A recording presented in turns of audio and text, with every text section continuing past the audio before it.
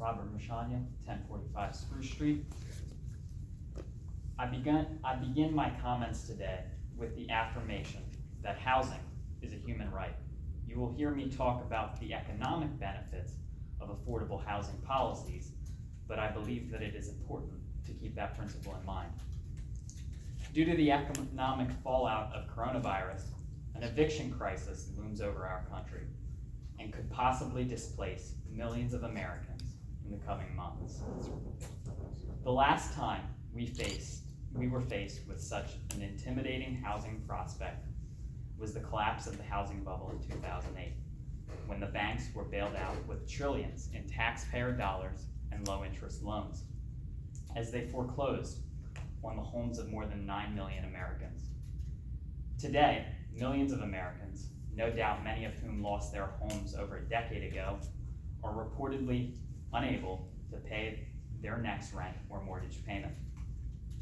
As federal and state protections for tenants against evictions expire, much of the responsibility now falls on municipalities to ensure that their citizens have a roof over their head and a bed to sleep in. Columbia is one of those towns. With a large share of Columbians renting their current properties and suffering below the poverty line, we are on course to be hit especially hard. Currently, estimates predict that up to 40 million Americans will be evicted from their homes before this is over. This potential economic catastrophe will disproportionately affect women and our Black and brown communities. This all comes at the same time as the President of the United States is seeming to shift rhetoric towards vilifying low-wage workers and renters, attacking programs that many Americans rely on simply to get by. Insecurity in housing is not just a problem brought about by coronavirus, it has been a problem for low-income workers for years. Before we even had our first case of coronavirus in the US, millions of Americans spent gross amounts of their income on rent or mortgage payments. 18 million Americans reported spending 50% or more of their budgets on housing. Half of Americans spend more than the recommended 30% of their income on rent or mortgage payments, and those Americans are the ones lucky enough to find shelter. We also have 500,000 homeless Americans in any given year, thousands of them being veterans who require long-term supportive care.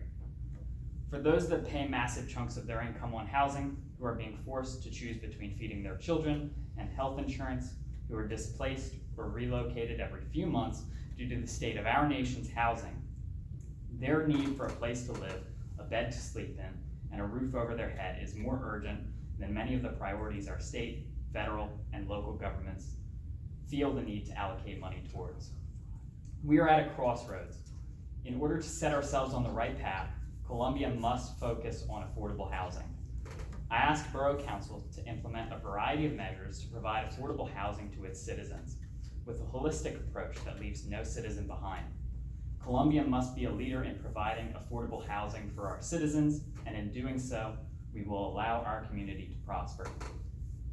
The less money that individuals spend on survival, the more they can invest in their communities, contribute to small businesses, and put towards bettering themselves.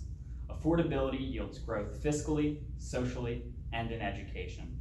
We must create policy that reflects what we already know, that Columbia's long-term prosperity hinges on our citizens being able to house themselves, feed their children, and care for their loved ones. Only then will Columbia experience the growth and thrive the way we all want it to.